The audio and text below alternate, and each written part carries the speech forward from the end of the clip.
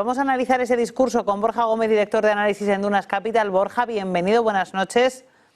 Hola, buenas noches, ¿qué tal?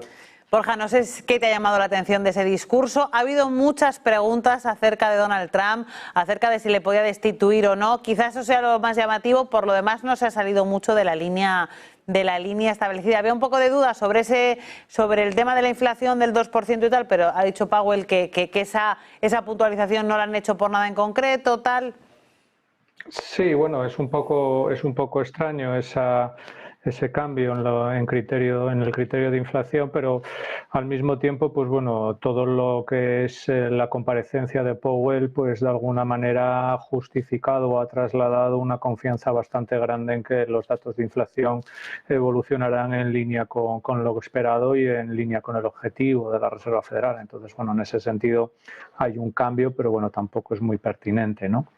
Más allá de eso, sí es cierto que reconoce dos verdades muy claras, y es que los datos de crecimiento desde el momento en el que han bajado, desde que bajaron 50 puntos básicos, han sido mejores de lo que ellos esperaban, y que el dato de inflación, sin ser terrible, tampoco ha sido especialmente positivo, lo cual, pues bueno, enfatiza un poco más esa idea que siempre han trasladado la Reserva Federal de que son data dependent, ¿no? Los datos serán los que dictarán un poco la evolución de los tipos, especialmente en diciembre, ¿no?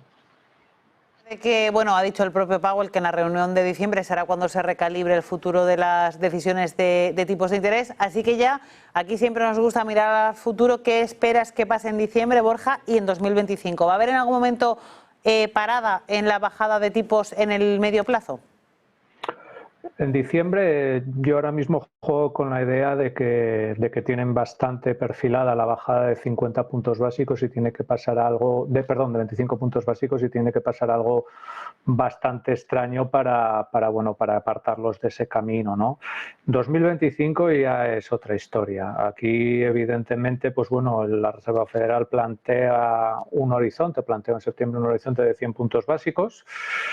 Y bueno, lo cierto es que puede depender en gran medida de las políticas económicas que aplique el nuevo gobierno.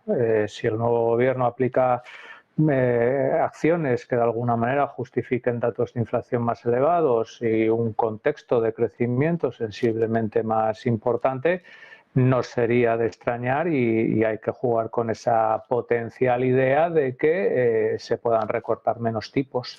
Desde luego no sería una sorpresa, y nosotros, bueno, ahora mismo estamos calibrando un poco qué es lo que puede suceder, porque evidentemente todavía no tenemos esa información, pero ya digo que no nos sorprendería en modo alguno que, si Donald Trump aplica las acciones que dice que quiere aplicar, la Reserva Federal baje menos los tipos de lo que planteó en septiembre. Y luego, por otro lado, esa reflexión que sobre la mesa, que se le ha planteado al propio Powell, es qué va a pasar con las políticas que implemente Donald Trump, cómo van a impactar sobre la inflación, cómo van a impactar sobre el crecimiento. Él, en principio, ha dicho que, lógicamente, no puede calibrar nada, teniendo en cuenta que las políticas todavía no existen. Pero te quería preguntar si tú crees que esas políticas que Powell quiere poner sobre la mesa pueden tener impacto sobre la inflación por un lado y sobre el déficit estadounidense por otro. Sí. En inflación es bastante evidente. Todo lo que sean aranceles, pues bueno, puede tener un impacto inflacionista. Eso es una realidad. De hecho, los aranceles que aplicó él mismo en 2018, pues bueno, tuvieron un cierto impacto inflacionista. Lo que pasa que, bueno, se vieron mitigados por otras acciones. A día de hoy, esa forma de mitigar esas medidas serían un poco más complicadas de aplicar, ¿no?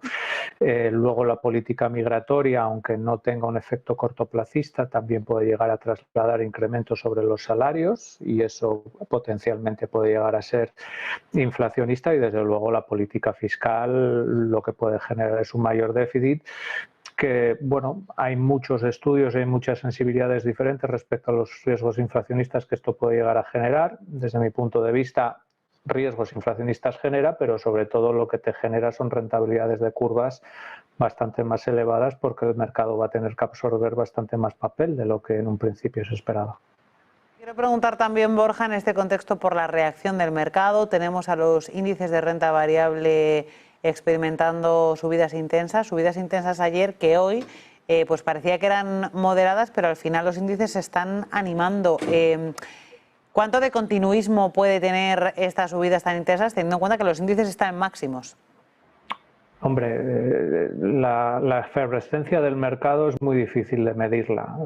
¿Cuánto pueden estar en modo subida intensa? Pues sinceramente no sabemos. Lo que sabemos es que las valoraciones que existen a día de hoy son bastante exigentes y todo lo que suba respecto a unas valoraciones exigentes hará que esas mismas valoraciones se vuelvan todavía más exigentes, con lo cual ahí habría que tener un poco de precaución, por lo menos desde un punto de vista estructural.